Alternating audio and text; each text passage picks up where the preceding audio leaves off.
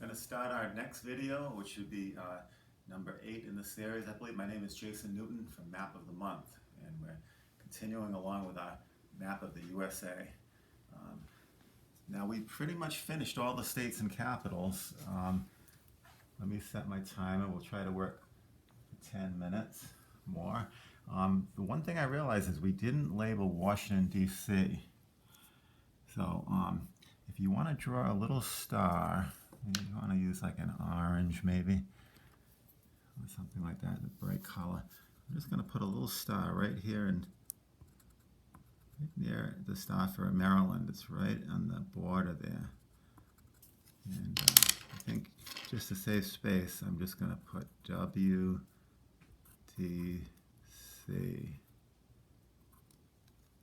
Washington, District of Columbia.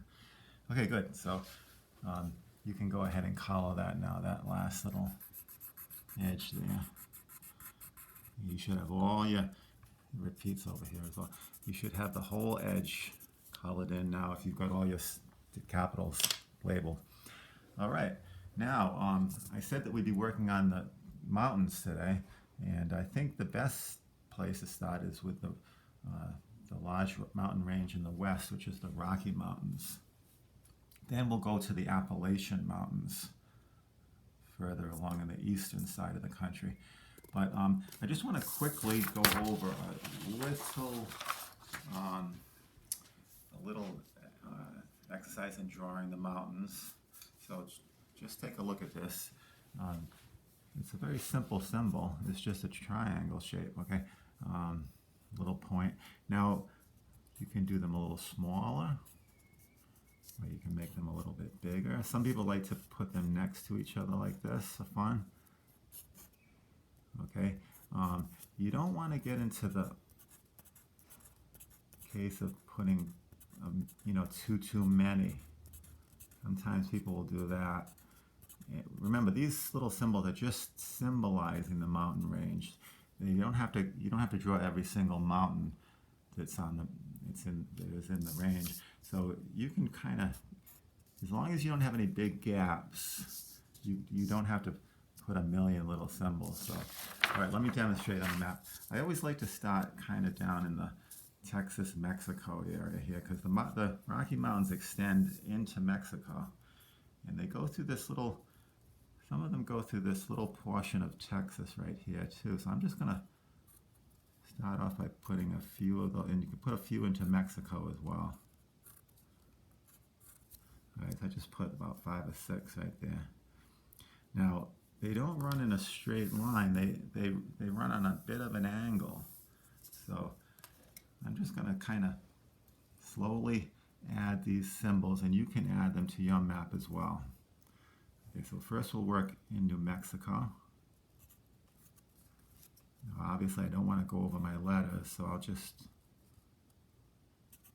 try to avoid the writing.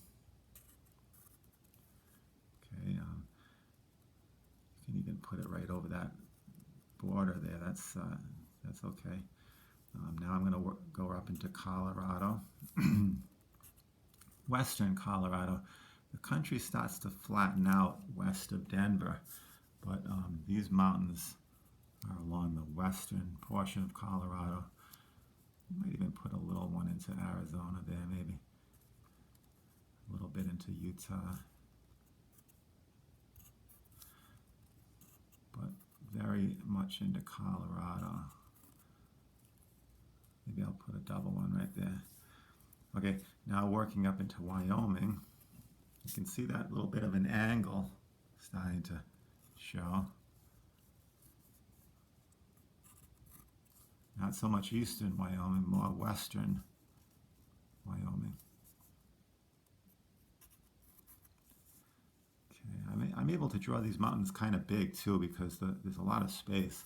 When we get into the Appalachian Mountains, it's going to be a little bit tighter, and we might have to make our symbols a little smaller. Okay, let's go into Idaho. They kind of run along that boundary between Montana and Idaho.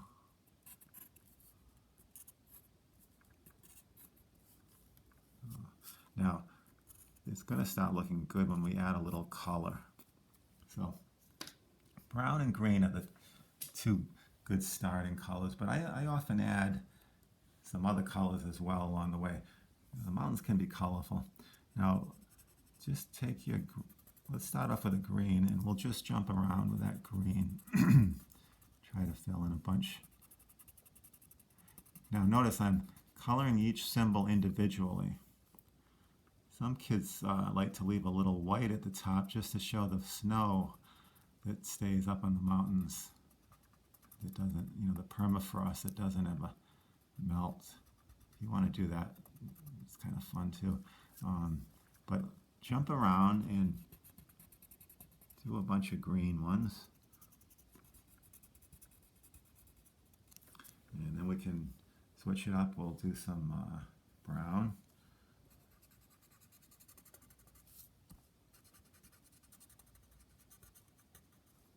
Let's see, I don't have any major gaps in the range, but I haven't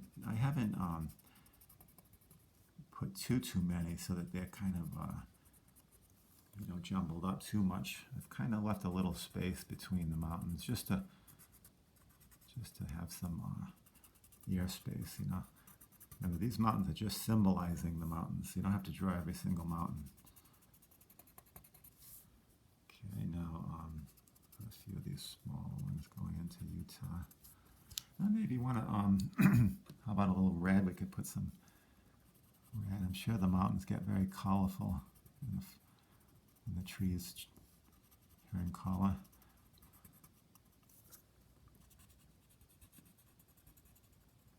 Maybe a little bit of orange. Okay, so that's a good, you get the idea for the Rockies. You can finish up those. Let's take a second now to go over to the Appalachian Mountains. And I can also start in the southernmost area and work my way up. Okay, they kind of, they actually extend into Alabama. You can do a little research on this if you'd like. Look up in the encyclopedia or online. Maybe you can find some information. But these mountains start in that southern area, the southeast area of the country. They go up through Tennessee. Maybe I'll put one right on the edge of South Carolina. North Carolina has some mountains. The western part of the state. Okay, I'm working my way. Once again, this is a bit of an angle too, going just like this. So let me put some into Kentucky. Notice I have to make them a little smaller. And these aren't as high as the Rockies either, so it's kind of makes sense. Okay, now I'm going to get into West Virginia.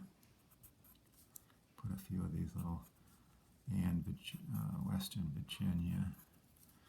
Okay, then we can get up into going right up through Pennsylvania. Now they kind of veer over a little bit in New York. They start to go over toward New England. You might even you could put a couple in Western Mass there. And I'm going to work my way into Vermont.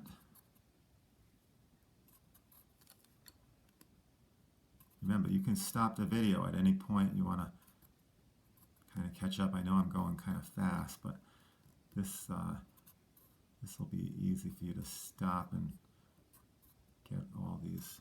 I'm going up into Maine, and they actually continue up into Canada as well, so you can put a few up there as well.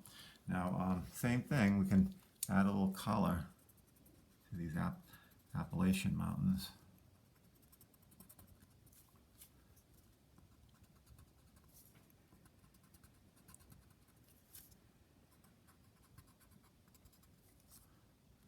This mountain range pretty much forms a natural boundary between the Atlantic seaboard and getting into the plains. It's kind of almost a natural boundary in a way. Okay, I'm going to add a little brown to those mountains too.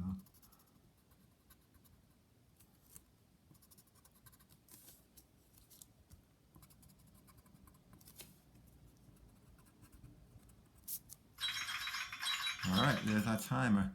I think we've done pretty well on these mountains. Of course, there are some additional mountain ranges throughout the country along the California coast and up here into these northwest states.